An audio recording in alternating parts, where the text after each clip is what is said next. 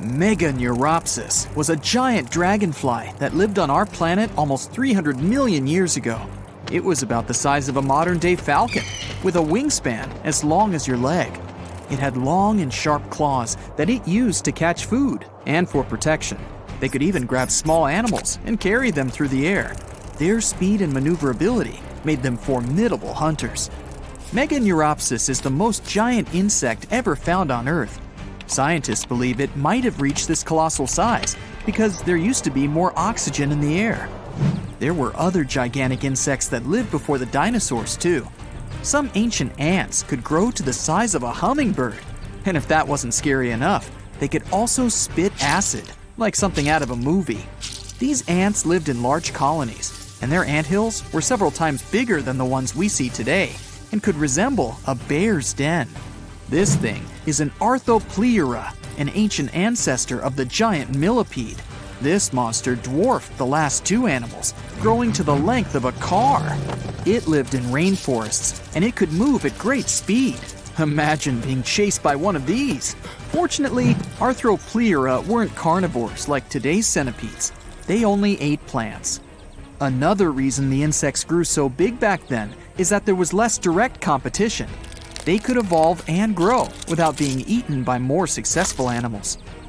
Brontoscorpio lived about 400 million years ago and could reach 3 feet in length. That's 15 times longer than modern scorpions. And unlike modern ones, it had not 2, but 4 claws. This amazing creature could also breathe on land and underwater. That's because it had both gills and lungs. It's believed that these guys were some of the first to evolve and change their habitat from water to land. Now, onto a far stranger marine animal, Anomalocaris. It's thought to be the very first predator to live on our planet. It was half the length of a human, their eyes had color vision, and they were likely the most advanced of any living organism 500 million years ago.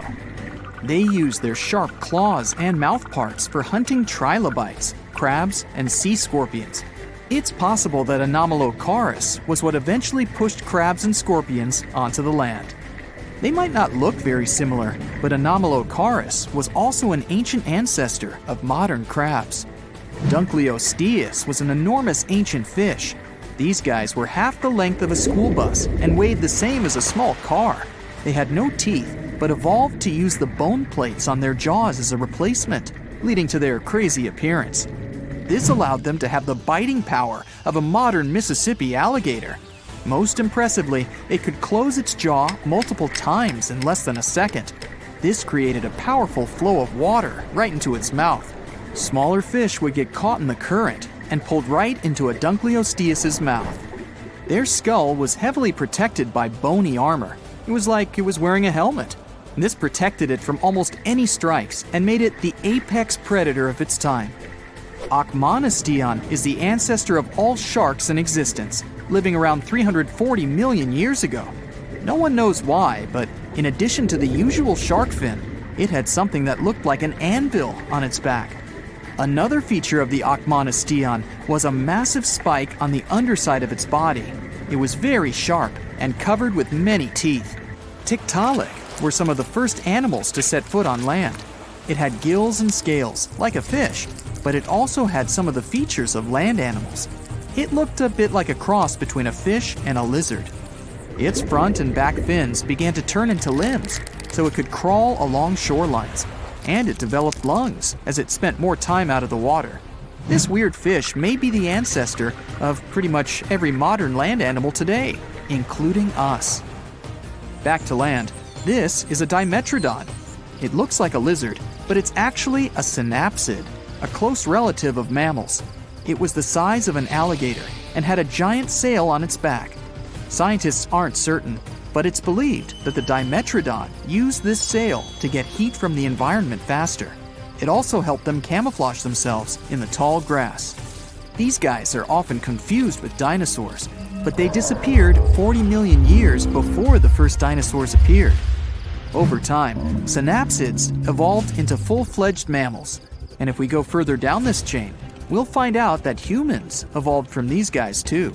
Dinocephalians. The name of these guys literally translates to scary-headed. This is because, in the process of evolution, their skulls became much thicker.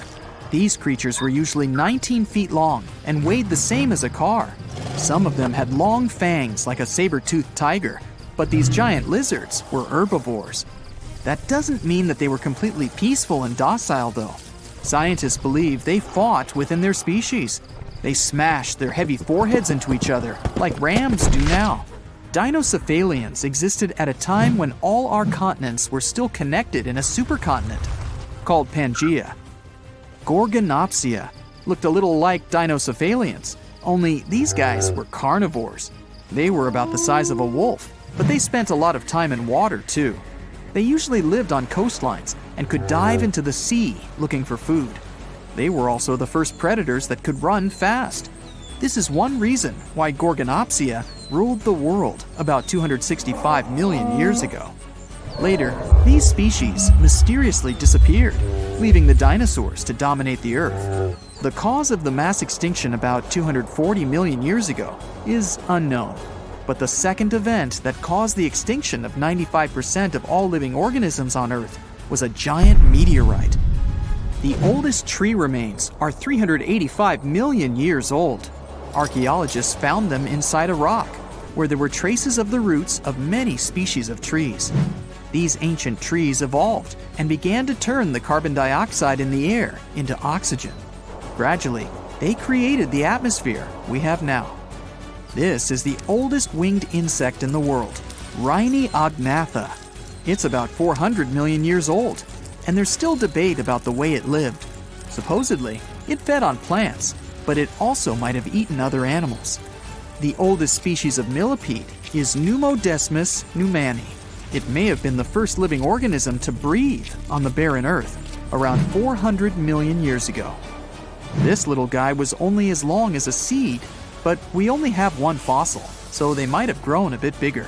Pneumodesmus might be a distant relative of all the millipedes and centipedes that exist today. The farther we go back in time, the more bizarre the living organisms look. 480 million years ago, Agirocassis coasted through the ocean. For its time, it was the largest animal on the planet, reaching 6.6 feet in length. Fortunately for other sea creatures, it wasn't a scary hunter. It ate the same way that the blue whale does today, swallowing loads of water so it could catch all the tiny things living in it. Dickinsonia lived 550 million years ago. These floating ovals varied a lot in size. Some could be the size of a fingernail, while other species were as big as a kitchen plate. The largest Dickinsonia may have been as wide as a stingray. These animals are so primitive that they didn't even have a skeleton. Some scientists thought it wasn't even an animal, but a fungus. But that was later disproven. Charnia was another animal that scientists originally thought was a plant. They believed that it was just the leaf of something like a fern.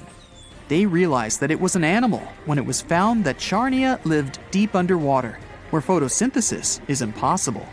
These guys swam near the bottom of the sea and fed on nutrients from the water. Instead of a traditional digestive system, these things had filters. They ran water through them to catch food in it, like the Agirocassis. The first living organism is thought to have appeared about 4.2 billion years ago. When the oceans first formed, they were filled with things needed for life to exist. Under high temperatures, this matter began to interact and join together, forming the first living organism. This is why we look for planets with liquid water. We know life on Earth started with water, so many people believe that water is the most important factor in the origin of life. Traveling back in time now, this used to be hard.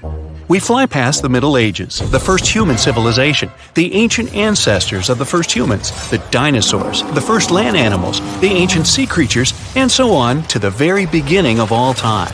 And there it is. This nebula is our solar system. Right now, it's just a cloud of multicolored dust made of hydrogen and helium spinning around. This cloud has begun to shrink and become denser. There's a theory that there were supernova explosions near our nebula. Their shock waves squeezed the nebula from different sides until the center of the cloud became too heavy. The enormous weight presses it, and nuclear chain reactions begin at the very center of this cloud. It heats the cloud and makes it glow. Soon it forms into a dense sphere, and that's how our sun is born. It happened about 4.5 billion years ago. Our planet doesn't exist yet. There's only a disk of dust and space debris orbiting the young sun. These pieces of debris are fusing gradually and getting heavier and heavier. Let's look at the very center of this pile of asteroids. The total weight of the debris compresses the central region so much that a dense metallic core is forming there. The enormous pressure heats the core, and the temperature at the center of the young Earth reaches nearly 10,800 degrees. And there's a liquid core around the solid one. It creates the magnetic field of our planet. Now, when radiation from the sun and the solar wind reaches Earth, it smashes into a shield in the form of our magnetic field. So far, our planet is burning and looks more like a ball of lava. But it begins to cool down, forming a solid crust. At this point, another protoplanet appears on the horizon. It looks more like an asteroid, the size of Mars, and this massive piece of debris flies towards us. It hits the young Earth at such an angle that it knocks a part of our planet outward.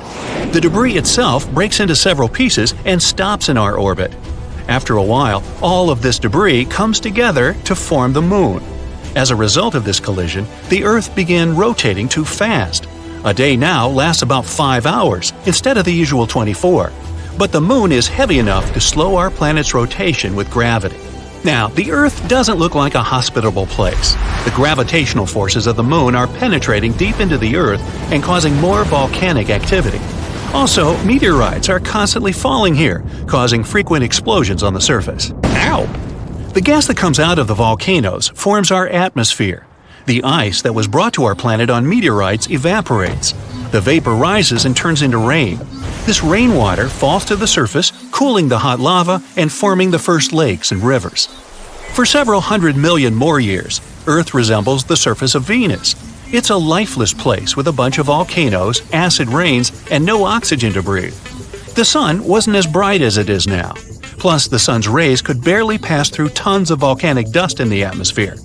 But about 3.5 billion years ago, the first life appears here in the form of single-celled organisms that didn't need oxygen. They appeared in the shallow, warm parts of the ocean near the shore. These bacteria reigned on Earth for nearly 2 billion years throughout the Archean eon. They left stromatolites. These are stone pillars at the bottom of shallow, warm water. They're the product of simple organisms and bacteria. These bacteria evolved until they learned photosynthesis. Bacteria began to produce oxygen by absorbing the energy of sunlight. At first, this oxygen was spent on oxidizing rocks, but then excess oxygen began to fill the atmosphere. Plus, at this time, the first algae appeared, which also produced oxygen.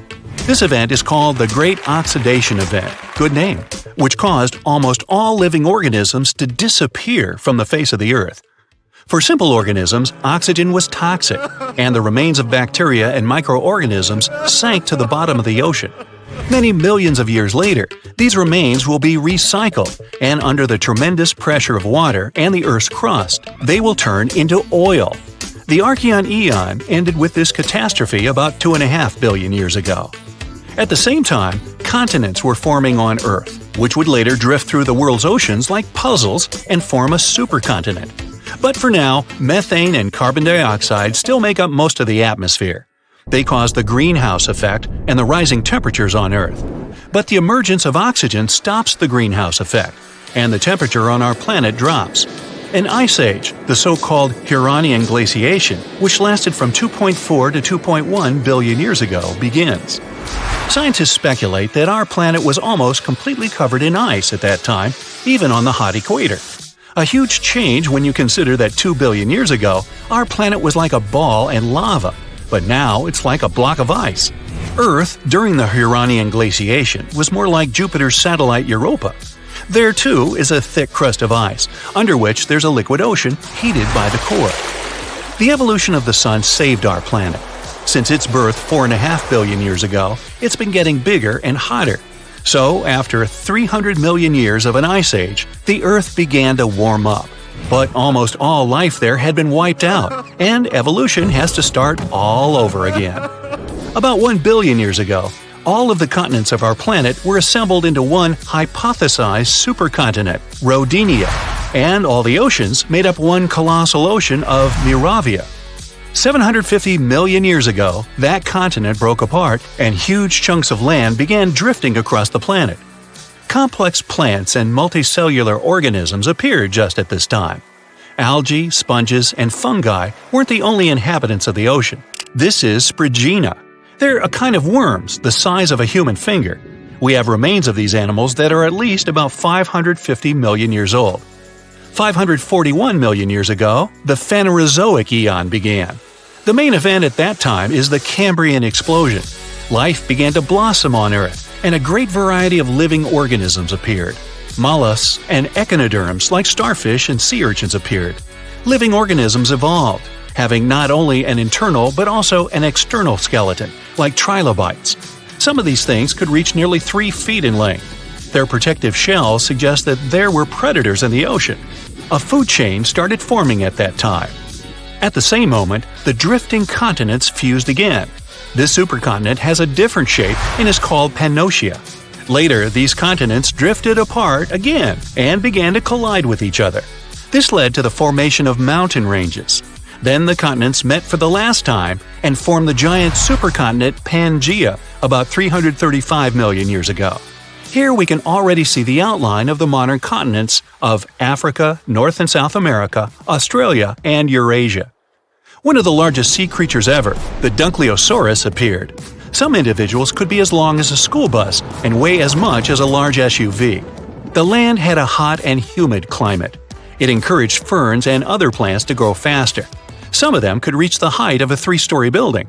And for the first time in Earth's history, some animals leave the ocean and go on lands, such as L. generpeton and Ichthyostega. Anyway, at first, they live only on the coast because their skin wasn't adapted to the constant sunlight. In addition, they experience breathing problems.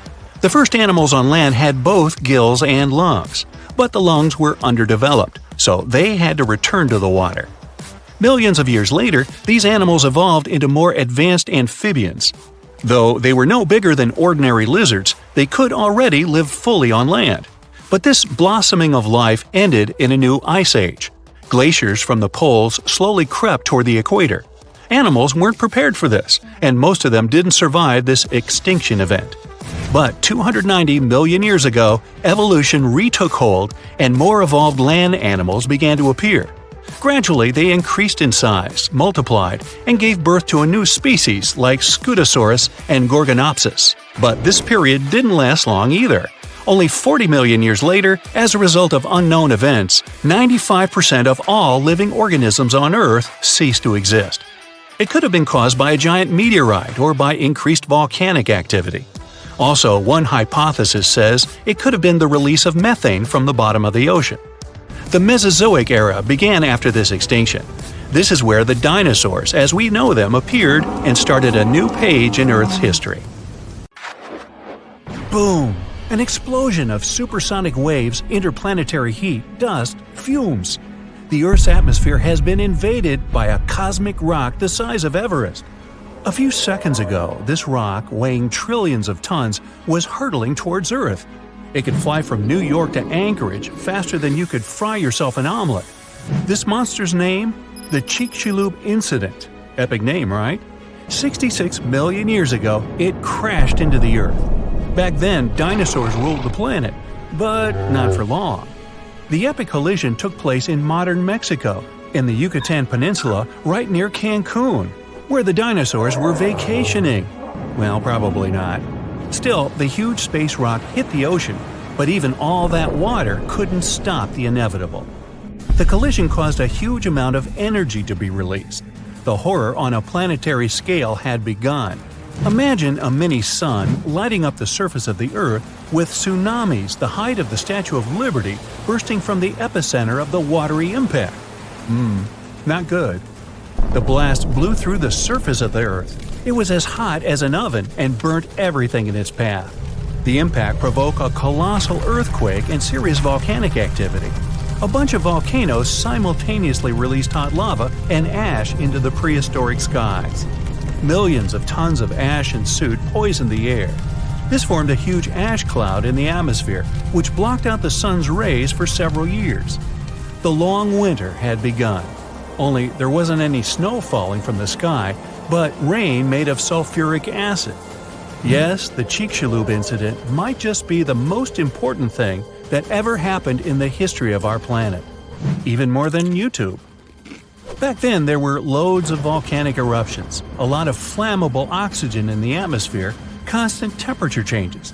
It was the perfect and worst time for all of this to go down. So, how are we so sure about all this? Well, the asteroid left an absolutely huge crater on the planet's surface. Today, this scar is hidden under the Gulf of Mexico. Scientists found a lot of places on Earth with abnormally high levels of iridium.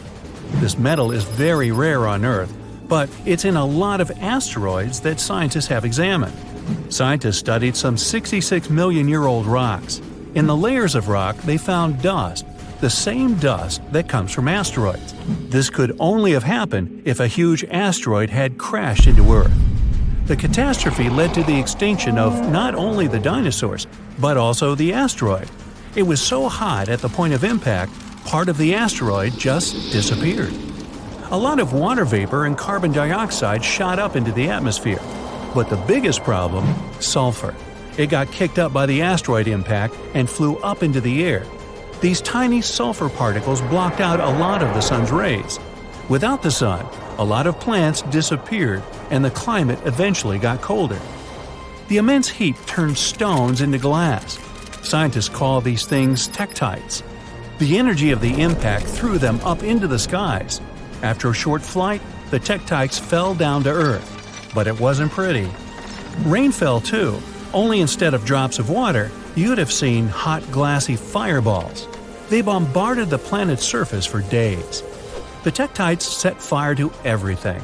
Scientists found evidence of this all over the world, not just near the collision site. But a lot of things from back then are still a mystery.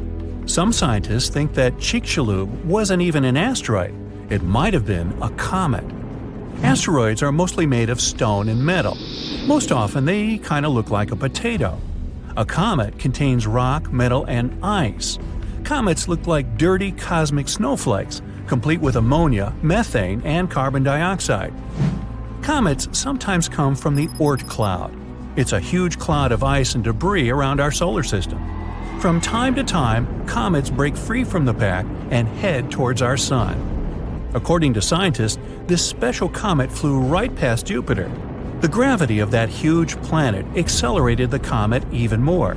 It flew towards the sun, gaining more and more speed. The comet's outer ice shield started to evaporate, and it probably gave off a lot of dust and gas, which made it look like it had a tail. The sun's gravity eventually shattered the comet apart. One of the fragments flew through space and crashed into the Earth 66 million years ago. So, asteroid or comet? The truth is, we'll never know. What we do know is that the Earth was seriously unlucky to be in its path, and it was never the same again. The catastrophe stopped the development of 75% of life on Earth. Some bigger marine animals, like crocodiles, turtles, and fish, survived the impact. Out of all land animals, the only ones to survive were the ones that were, on average, smaller than the modern raccoon.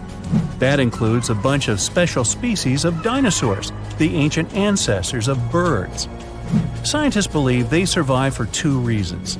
After the huge impact, it took a long time for plants to start growing again, and a lot of animals didn't survive. Most remaining animals didn't have enough food. But these dinosaurs had a beak. With its help, they could split open nuts and dig seeds out of the soil, so they survived.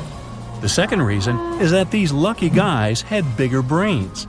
Some people think that they were able to cooperate with each other and quickly adapt to the new conditions. Other life forms survived too. Fungi and mold survived underground and underwater. Gradually, the darkness cleared away and ferns began to take over the lifeless landscape. After a few thousand years, forests started to reappear. The animals that survived were pretty much all inconspicuous and small creatures. They lived in burrows, safe from all that hot ash. Before the collision, mammals had lived in the shadow of dinosaurs. But with all the dinosaurs suddenly gone, things were about to change. Mammals were able to take over. They began to dominate life, at least on land. Back to the moment when everything changed. Turns out, it wasn't the size of the asteroid that made it so powerful. It was more about the angle in which it hit the Earth. If the angle of impact had been different, the dinosaurs might have even survived the catastrophe. So, what would that have looked like? Well, let's travel back, way back. Oh no, there's a giant asteroid heading for Earth. Oh, wait, never mind, it missed. Whew. There are plenty of earthquakes, tsunamis, and volcanic eruptions every day, but dinosaurs don't mind that much. No big deal. Fast forward a few million years, and most of these ancient lizards have changed and are now unrecognizable. Thanks to a couple of ice ages, many dinosaurs are now totally covered with feathers to protect them from the cold. Mammals exist, but they're few and far between. You see a lot of bats in caves. There are tons of rat-sized rodents in the forests. During the day, they hide in the undergrowth or in burrows. At night, they go out in search of food. There are no horses, no elephants, or other large mammals. Why become large and eatable when there are so many dangerous reptiles with huge fangs around? There are no whales in the sea. Parrots, hawks, and pigeons are nowhere to be seen. But pterodactyls 2.0 whiz past you constantly. Some are about the size of a helicopter, while others are no larger than a swan. There are plenty of primates, but they're in no hurry to climb down from their trees and walk on two legs. No venturing out into the savannah, no evolution into Homo sapiens. In this alternate reality, open spaces are very dangerous. But then again, so are forests and trees. Nowhere is safe. To get some delicious primate treats, many smaller dinosaurs learned to climb trees. This was already happening back in the Cretaceous period, right before that huge asteroid just missed Earth. Whew, that would have been an epic collision. Dinosaurs have grown wiser since that near miss. Some are even as smart as a modern chicken. A large brain uses a lot of energy, and that's not always a good strategy for survival. Safer to keep brains small and keep making those teeth bigger and pointier. And here you are, on Earth, 66 million years ago. It's one of the warmest periods in the planet's history. There are no ice caps yet. Everything is lush and green. Dinosaurs roam the Earth. Massive sauropods peacefully chew on flowering plants and trees, their young ones following closely by their side. You strain your neck to see their heads 5 stories above you. But that's when you see something else. A bright spot in the sky. A shooting star. Make a wish. Wait a minute. The star grows bigger, brighter. Little do the mass reptiles know, today marks the beginning of one of the largest mass extinction events in Earth's history. 3/4 of life on our planet will be wiped out. Hey, we'll just hide over here and watch. 5 seconds before impact. The meteorite rips a hole through our atmosphere like a needle in a balloon. The resulting supersonic shock wave starts to ripple around the globe. You'd hear it on the opposite side of the planet. The cosmic monster falling toward the Earth is the size of Mount Everest, at least 6 miles wide and weighing 460 trillion tons. The meteor is coming in hot and fast, 12 miles per second, heading right for the Yucatan Peninsula in present-day Mexico. At that speed, it could travel from LA to New York in under 4 minutes. Impact. The mountain-sized asteroid smashes into the Earth. If only it had been anywhere else, life on this planet might look a lot different today.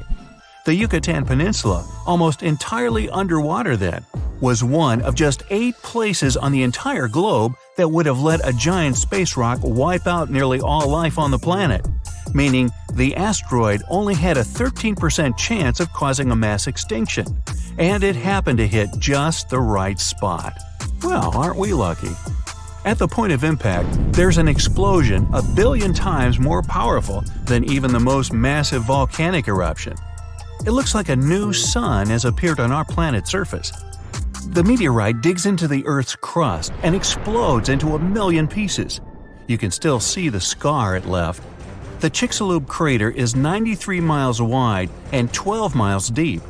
It could fit the entire state of Vermont and 24 Burj Khalifas stacked on top of each other. Something that leaves a scar like that has global consequences. The Earth ripples. The shock wave spreads for thousands of miles. The air blasts flatten forests in a second. Everything within striking radius is set ablaze. Nothing survives ground zero. But that was just the beginning. Smaller fragments of the meteorite, as well as parts of the Earth displaced by the giant hole it dug, go ricocheting out, reaching as far as Canada. The sky lights up with fireballs. They smash into the surface as well. Dinosaurs that weren't in the blast radius run in panic, but they have nowhere to hide. It's only about to get worse. The shock waves race across the sea. The tsunami is nearly a mile high when it hits the coast. The waves keep traveling, reaching the furthest corners of the planet. Even across the Pacific and up into the North Atlantic, they're 5 stories high. They wash away everything in their path. Besides the raging fires and skyscraper-sized tsunamis, the Earth is shaking from the worst earthquakes in history. A planet lush and teeming with life only a few minutes ago has turned into a nightmarish place. But this was only Phase 1. 5 minutes after impact. Small rocks, dust, and ash rise high up into the atmosphere. These objects heat up and melt. They turn into hot lava that begins to fall to the ground like burning rain. 10 hours after impact. Fires continue to engulf everything in their path. Some surviving dinosaurs in North America try to escape to unknown territories, but now they're in dense swamps and can't escape. 1 month after impact.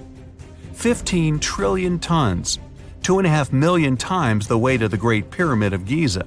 That much ash and soot are released into the atmosphere. The cloud covers the entire planet and blocks out the sun. The Earth sinks into darkness. Surviving plants can't photosynthesize. Oxygen levels drop. Any animals left at this point are finally done in from lack of air. But the worst consequence was the extinction of phytoplankton. The entire oceanic food chain starts to collapse like a house of cards. Many marine animals have lost their main source of food. Surviving animals on land also can't find anything to eat. There are no plants for the herbivores, and soon no herbivores left for the meat-eaters. And still, there's the acid rain. The Chicxulub meteorite hit a place where there was a lot of sulfur. The heat of the impact vaporizes the toxic gas instantly. It mixes with the air in the atmosphere. Acid rains fall all over the planet. The oceans become toxic. And if all that doesn't get them, the cold finally finishes off the job. With the sun blocked out, the burning fireball that is our planet starts to cool down. What's left in the wake? Plants are a little luckier than animals. Seeds and pollen are able to survive these harsh times. The first to slowly paint the charcoal planet green are ferns. The wind carries their seeds, sprinkling them across the earth over 10 years. Then come the palms. The new planets produce oxygen and feed small mammals. Of the reptiles, only turtles and ancient ancestors of crocodiles can survive the temperature and acidity of the planet's waters. Unbelievably, some bird-like dinosaurs survive too. Other species of birds evolve and survive to this day. Sadly though, all terrestrial animals over 50 pounds in weight went extinct. It took much longer for the animal kingdom to recover. Larger mammals, such as rhinos, began to appear only 15 million years after the dinosaurs disappeared. Blue whales, the largest living creature this planet has ever seen, bigger than any of the dinos, only showed up a little over 4 million years ago. Did the dinos have a fighting chance? Scientists say that if the meteorite had hit in the deeper ocean, the story would have gone a lot differently. Yes, the resulting tidal waves would have been 10 times higher than the already massive ones that rippled across the planet. But even a giant mega tsunami wouldn't be able to wipe out 75% of plant and animal life on Earth. What really did the dinosaurs in was the global blackout. If the meteorite had hit in deeper water, not the shallow sea of the Gulf of Mexico, there wouldn't have been so much dust and ash in the atmosphere. That dropped the oxygen levels and cut off the food chain from the very bottom. There's a theory that climate change and other conditions on Earth 66 million years ago, would have still wiped out the dinosaurs, no meteorite necessary. It could be a supervolcano erupting and spewing out large amounts of sulfur and ash into the atmosphere. Perhaps the meteorite just sped up the inevitable. Now let's move on to a more interesting question. Could humanity survive a meteorite impact like that? Back then, not a chance, obviously. But if something like that were to happen in our time, we have an advanced intellect and technology. We've filled the cosmos with probes and satellites, so we know about any possible meteors headed straight our way. It wouldn't take us by surprise. Now, we might have to hide deep underground to avoid the blast wave and tsunamis, and you'd need enough food down there to last for at least a year. And don't forget your toilet paper. But with the right prep, humanity could stand a chance. The main problem after such an event is to survive the global winter when the ash covers the sky. But our species can handle it. Just ask anyone living in Oymyakon, Russia. The town of 500 people holds a Guinness World Record for the coldest inhabited place on Earth. They've seen the thermometer read minus 90 degrees Fahrenheit. What about preserving plant and animal life? Our species has been working on that for a long time. There's a World Seed storage facility on Svalbard Island. It's about 40 stories underground and can hold over 2 billion samples. The location was chosen because of the permafrost climate and low tectonic activity. Preserving all the planet's animals would be a tougher job. Perhaps genetic engineering, cloning, or something else would work. Herding them all down into a bunker? Crocs, bears, and snakes included? I think I'd rather try my luck above ground, thank you. You call your beloved cat to have his dinner, Sir Scratchy. Suddenly, you hear loud stomping. The dishes on the dinner table clink with every thump. A painting's fallen off the wall. Is it an earthquake? No, that's a cat the size of a pony walking into the dining room. It needs 10 times as much food as the average cat. And it purrs like a tractor. No, Scratchy, stop rolling. You'll turn over the cupboard. Well, this is one possible scenario for the evolution of animals in the future. Climate, water, oxygen in the air, and even gravity are factors that influence the course of evolution. For example, scientists predict that some bird species will gradually lose their warm feathers. In the future, they will basically look like sphinx cats with beaks and wings. The same thing might happen to our pets. Gradually, their fur will become shorter until they're completely bald. Urban pests like pigeons and rats will become even bigger, the size of a cat. A few million years ago, rats were barely the size of your little finger. That's because they hid in small burrows and had to be nearly invisible to large predators. Now, they live in comfortable cellars that humans have built.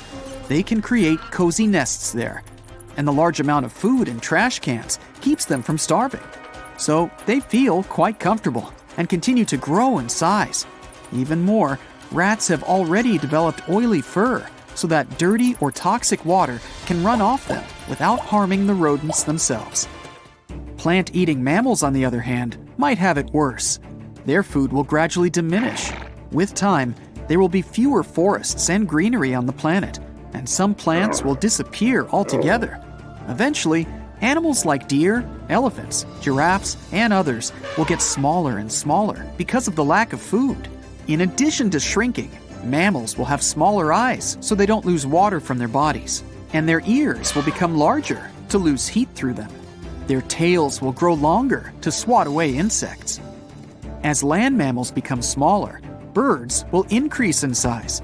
That's because they'll be able to include shrinking animals in their diet, and the muscles of birds will become much stronger because they'll have to fly long distances in search of food. Animals in hot and dry places are more likely to learn how to get water from the air. To do so, they'll need long sails or skin flaps. Early in the morning, when the air is coolest, moisture will accumulate on these new body parts, and some lizards will evolve their collars to a much larger size. Then they'll be able to collect more rainwater. As for the marine world, we can already see some fish jumping out of the water to catch insects. In the course of evolution, fish fins may become longer and stronger so that they can leap further. And gradually, those fins will turn into wings to make them truly flying fish, perhaps in the future, these fish will hunt small birds. To do that, they'll learn to hold their breath for longer and fly much higher. But the big fish and marine mammals will have a hard time. The ocean will heat up, and some species will begin to disappear. The largest inhabitant of the aquatic world, the blue whale, which is the size of 2 school buses, will shrink in size because there will be less food for it in the ocean. But the population of lizards and reptiles will thrive. They're good at absorbing heat. And with climate change, there will be more insects on our planet, which means more food for lizards. They'll start to increase in size. But now, they'll have to defend themselves against big birds.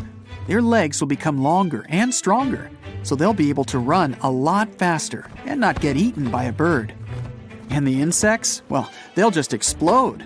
Insects will probably live in huge swarms and fly around looking for food. And they'll be angry and hungry because their usual source of food, mammals, will have either ceased to exist or shrunk in size. Humans will change too. Scientists predict that between 1,000 and 1 million years from now, we will completely lose our hair. Our limbs will become thinner and longer, and will be about 7 feet tall. Our feet will most likely lose their toes because they're no longer needed to keep our balance.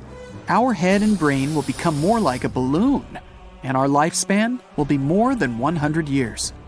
Because humans are at the top of the food chain and don't take part in natural selection, we'll gradually become similar to each other. In tens of millions of years, all humans will probably look the same.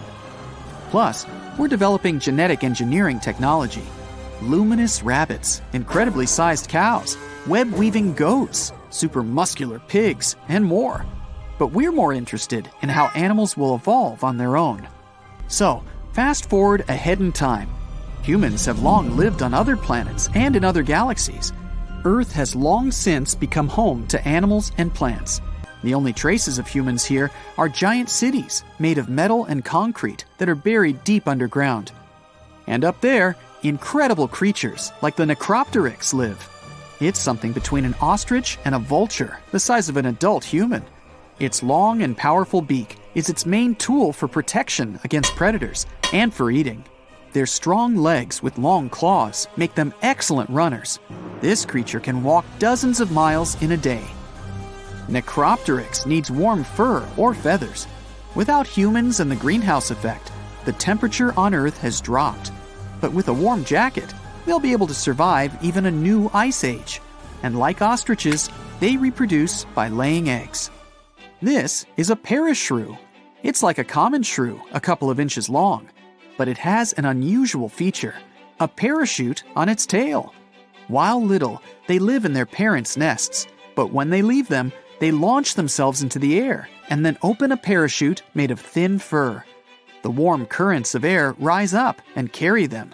They can spend up to 24 hours in the air. Then, they'll nest elsewhere, and their babies will leave their home the same way. The waka. Waka waka. This animal looks like a striped giraffe with only 2 legs. It'll be one of the fastest creatures on our planet. No predator can beat it in a race. Plus, their eyes are perched high on their head, and with its long neck, the waka can see a threat even when sitting in tall grass. Terabytes are descendants of termites that will appear on Earth in 200 million years. If they see a threat, they'll spew a stream of chemicals, something like acid, from their huge head. Even the biggest predators will be afraid to approach them. Reed stilts are about 3.5 feet tall and weigh almost as much as an adult human. Thanks to its striped coloring, a reed stilt is almost invisible in the reeds. It walks on its thin legs through marshy terrain and feeds on small fish. Its long neck and sharp teeth allow it to dash into the water, almost cobra-like. It catches fish and swallows them almost whole. But all of these predictions are very speculative. There are billions of factors that influence the course of evolution. The course of evolution could go the other way at any time. For example, an asteroid hits the Earth, causing a mass extinction and changing our planet's climate. A small percentage of surviving organisms begin to adapt to the new conditions. In a few million years, we'll have animals that none of us could have even imagined. Imagine a planet where every breath you take electrifies your body like a shot of espresso. The sky above you is an intense shade of blue, while colossal trees stretch towards the heavens, their vibrant green leaves growing at an astonishing rate. Daily exercise becomes a thrill like no other. With the abundance of oxygen, you become a supercharged version of yourself.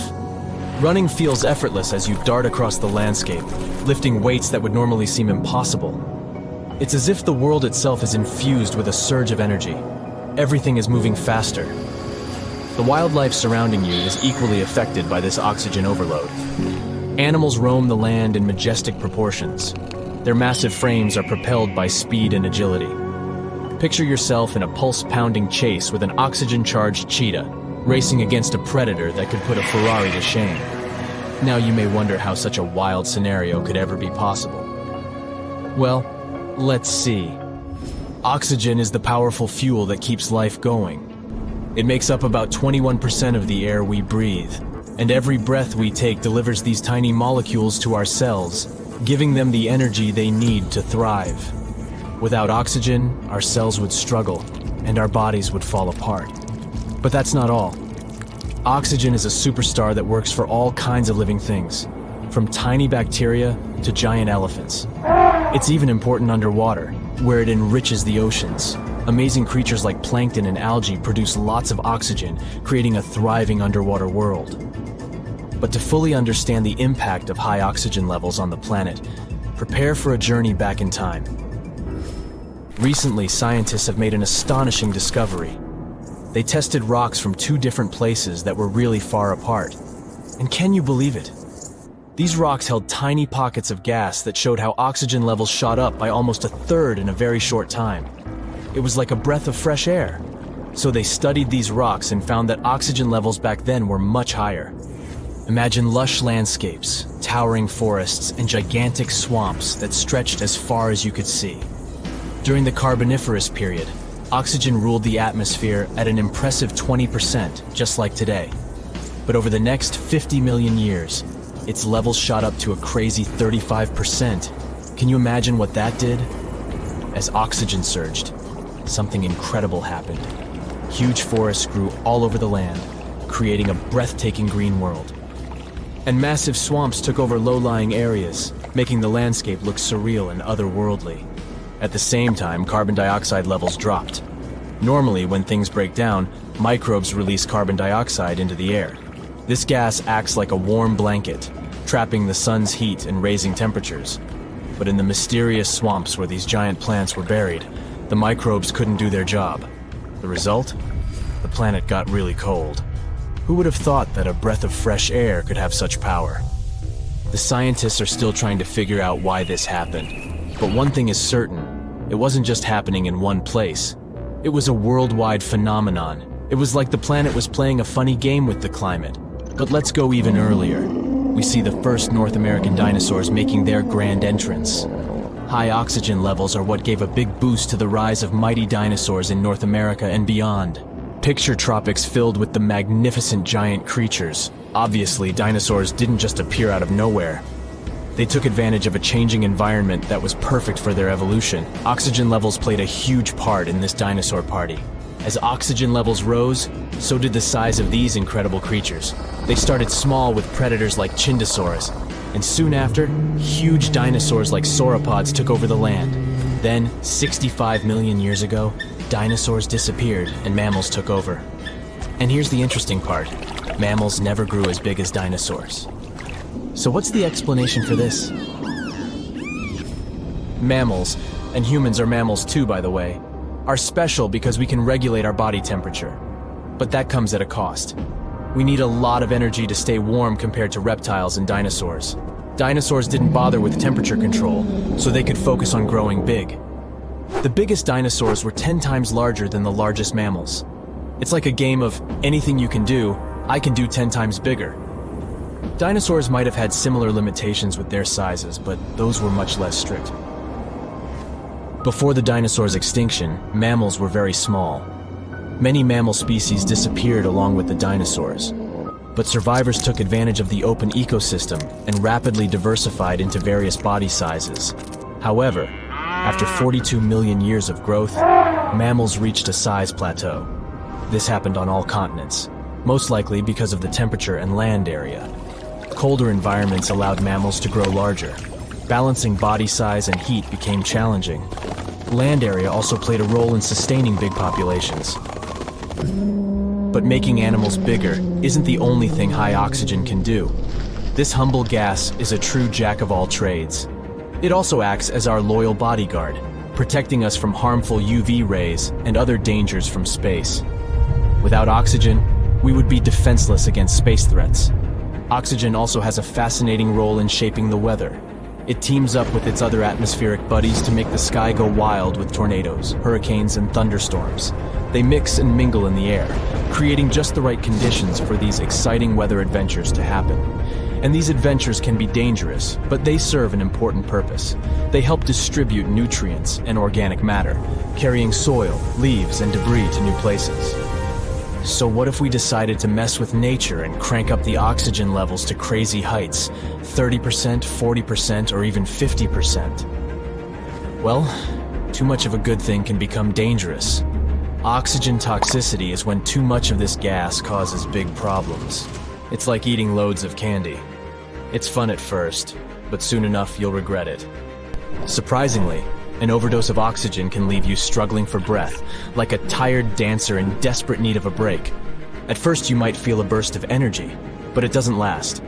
Dizziness sets in, as if you've been spinning on the dance floor for hours without stopping. In extreme cases, too much oxygen can even harm your body, making you feel like you've crashed into a huge truck.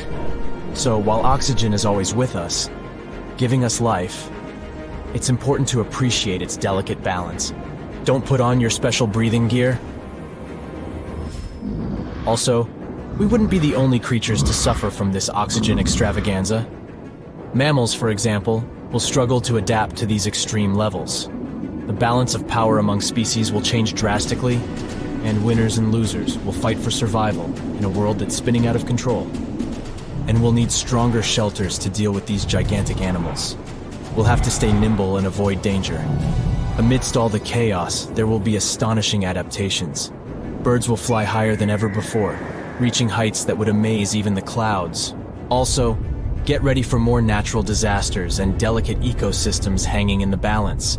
Fires will start quickly and rage fiercely, making wildfires a constant threat. Even a small spark from a campfire could cause disaster.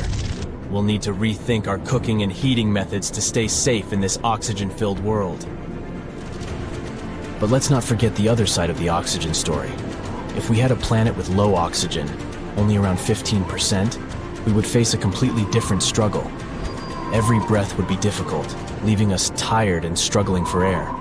Physical activity would become extremely hard, and our memory and focus would suffer. So let's be grateful for the oxygen levels we have now. They're the perfect balance for us to thrive. In this exhilarating journey through an oxygen-rich world, we've experienced breathtaking wonders and discovered the delicate balance of our planet. Let's cherish the magic in every breath, respect the interplay of oxygen and life, and embrace the thrill of this remarkable ride called life. You're picking some veggies in the garden when you come across something big and round. It's covered in soil. When you dig it out, you find out it's a giant egg, bigger than one of an ostrich. But you don't have any chickens or ducks. And even if you did, none of those animals could lay an egg of that size. You pick it up. It seems real. You take the egg inside and build an incubator for it.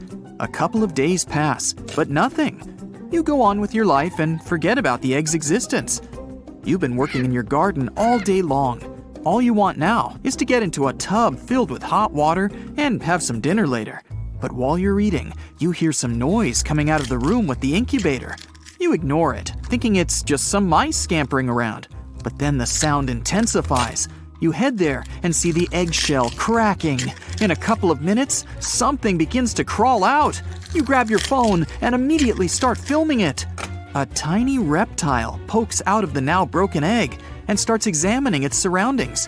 You're shocked. You place your phone on a special platform to keep filming the creature.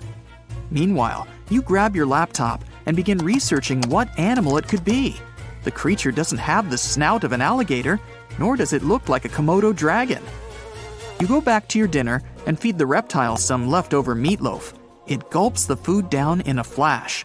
The next day, you build a small terrarium to keep an eye on your new pet. Over the following weeks, you record every second of its life. You call the reptile Buster.